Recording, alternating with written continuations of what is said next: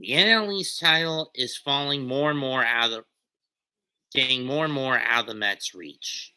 They've lost 5 in a row, their second series to Atlanta this year. And what's the main issue? In my opinion, it's Buck Showalter, possessed by the ghost of Luis Rojas. Instead of choosing to keep the pace of consistent contact hitting like the team had last year, he's regressed them to a power team again, like they were in 2021. But one word could basically sum this up: incompetence.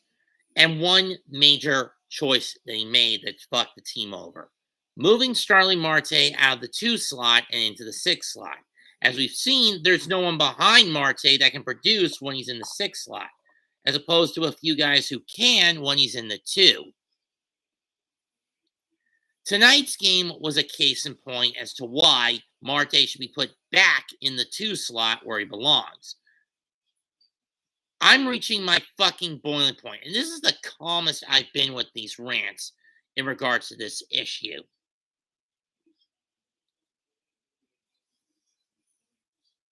And I can be in regards to this issue. This is the calmest I've been.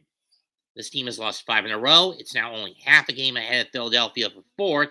And the only reason I say half a game is because, well, Philly's game got washed out tonight. And against Detroit got washed out tonight with no makeup.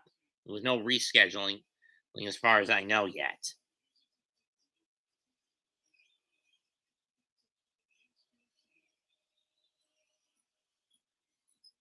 The old expression, if it's not broken, don't try to fix it, comes to mind. And last year's batting order was fine with Marte in the 2 slot. When Buck decided to try to fix this by moving him in the 6th spot, he broke it.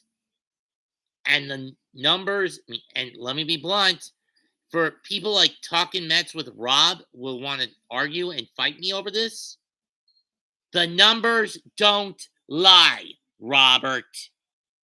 Buck Showalter made a mistake when he moved Starling to the 6th slot. You want to fix this? Put him back in the 2. But instead, Epler has been covering for Showalter, sweeping the incompetency. Both he and Showalter are people pleasers. They choose to sweep their own incompetencies under the rug instead of confronting it head on, those problems head on.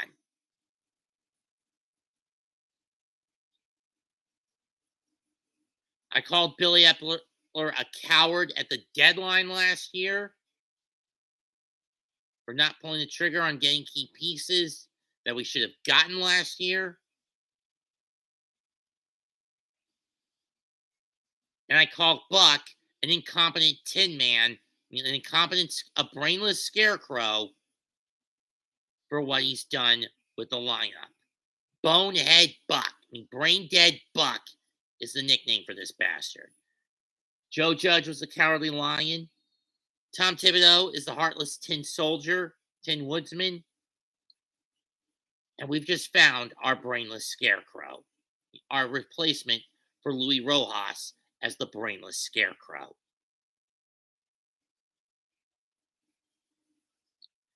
Buck, you have become a cancer to this team in the same way you were a cancer to Baltimore during that 10-year stint. And how do you get rid of a cancer? You cut it away. Sooner or later, this year, you need to be fucking cut.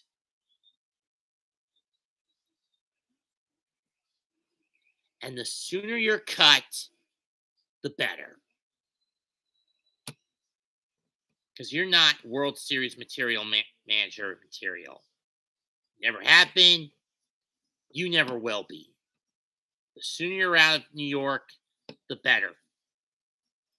But on the other hand, one could argue this being the curse of the number 3.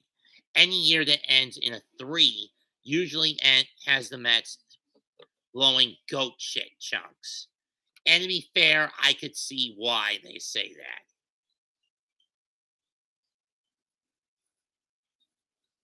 Because to the best of my knowledge, In years that end in threes, the Mets have only finished over 500 once. What was that year? The miracle run in 73 where they fell to the A's in the World Series.